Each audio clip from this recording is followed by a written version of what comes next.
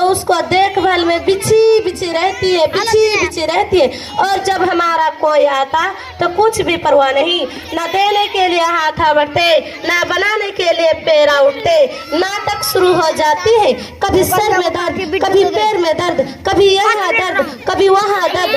तबीयत ठीक नहीं रहता है। खाने को चस्न को चाय बनाएगी काली मुस्कुराहट, दाल बनाएगी तो तालाब का गदला पानी, और चावल तो ऐसे जो खाए पेट में दर्द हो जाए।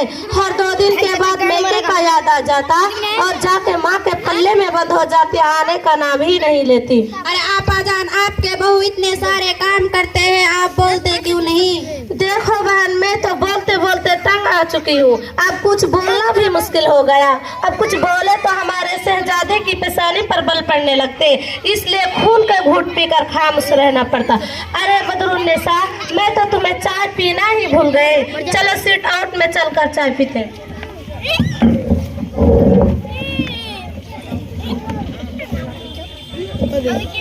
सास और सास के पड़ोसन सहेली दिल खुलकर अपनी बहू की इज्जत कर रही थी।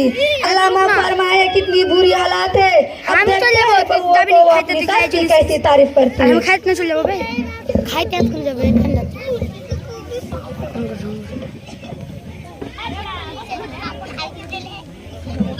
अस्सलामुअलैकुम रहमतुल्लाह। वालेकुम अस्सलाम रहमतुल्लाहि व बरकातुहू। कैसी हो बहन? क्या बताऊं बहन, ठीक भी हूँ ठीक नहीं भी हूँ। अरे ये कैसी दरमियान की बात कर रहे हो? क्या बताओ, जब तक सास का सर पर मुसल्लत रहती है चैन कहाँ है। अरे सुमैया तुम कितनी खुशकिस्मत हो, सास का साया तुम्हारे सर पर है। अरे फिरोजा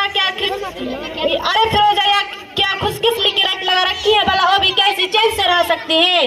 जिसकी मेरी जैसी सास हो, एक बात पूछो। हाँ पूछो। औरतों की तारीख में सबसे किस्मत वाली औरत कौन है, तुम्हें मालूम? नहीं। वो सारा इंसान की हज़रत हव्वा अलैहिस्सलाम है।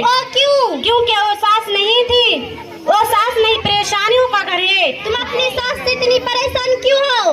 वो सास तो परेशानी हो। जिसकी मेरी जैसी सास हो, एक बात पूछो। मैं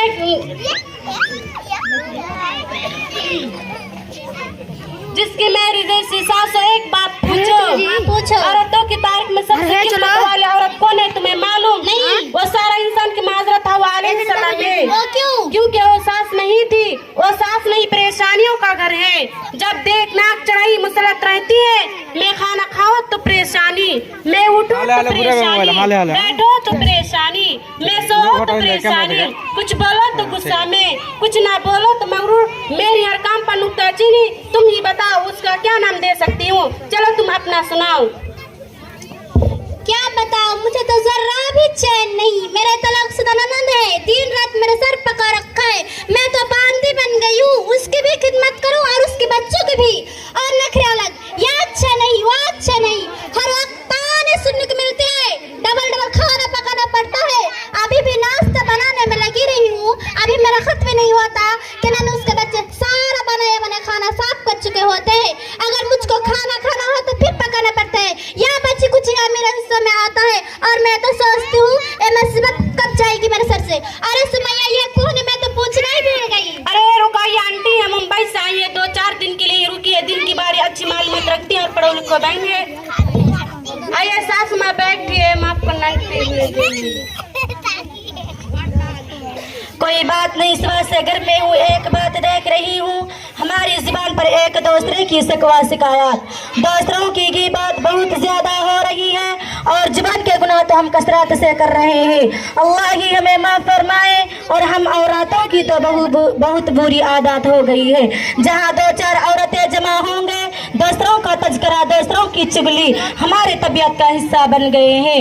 महज वक्त गुजारी के लिए हम ग़ीबत करना शुरू कर देते हैं और उसके नुकसान का जरा भी अंदाजा नहीं। सुबह महरून आपा और उसकी पड़ोसन बदरुन्निसा की बातों पर गौर किया और अब तुम लोगों की बातों पर गौर कर रहे थे। यह सारी गुफ्तागू ग़ीबत है। ग़ीबत क्यों होंगे, जो हम हकीकत थे वो कह रहे थे, कुछ गलत तो नहीं कहा?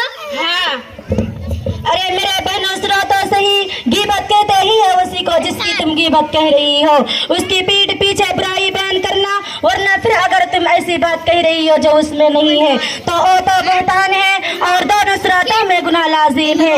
गीबत के बारे में कुरान मजीद में कहा गया है, अऊज़ु बिल्लाहि मिनश शैतानिर रजीम, बिस्मिल्लाहिर रहमानिर रहीम, वला यग़्तब बअज़ुकुम बअज़ा अययुहिब्बु अहदुकुम अन याकुला लहम अखीहि मैतन फकरिहतुमुहु वत्तक़ुल्लाह अल-आखिर। और तुम में से कोई किसी की गिबत ना करो। क्या तुम में से कोई अपनी मुर्दार भाई का गोश्त खाना पसंद करेगा? क्या तुमको उससे घिन नहीं आएगी? अल्लाह से डरो और रसूल सल्लल्लाहु अलैहि वसल्लम ने फरमाया कि लोगों को नाक के बल या मुंह के बल जुबान ही गिराएगी। यह गुनाह देखने में मामूली नजर आता है पर उसमें लज्जत बहुत है। खुदा ना करे अगर किसी को उसकी लात लग गई तो उसकी आखिरत की बर्बादी में कोई शक नहीं। हमारी आखिरत को क्यों बर्बाद होगी? क्योंकि जब हम किसी की पीठ पीछे बुराई करेंगे तो क़यामत के दिन हमारी नेकियां उसको दे दी जाएगी जिसकी हमने गिबत की थी। हमारी नामे आमल से नेकियां खाली हो जाएगी। फिर भी हमारा उसका हक बाकी रहा तो उसके गुनाह ला दिए जाएंगे। अरे मेरे प्यारे बहन, मुझे तुम्हारे गुफ्तगू सुनकर एहसास हुआ कि हम कितनी बड़ी गलती में मुब्तला थी और इतने बड़े गुनाह का जुबान का चटकरा वक्त गुजारी टाइम पास का जरिया समझते थे।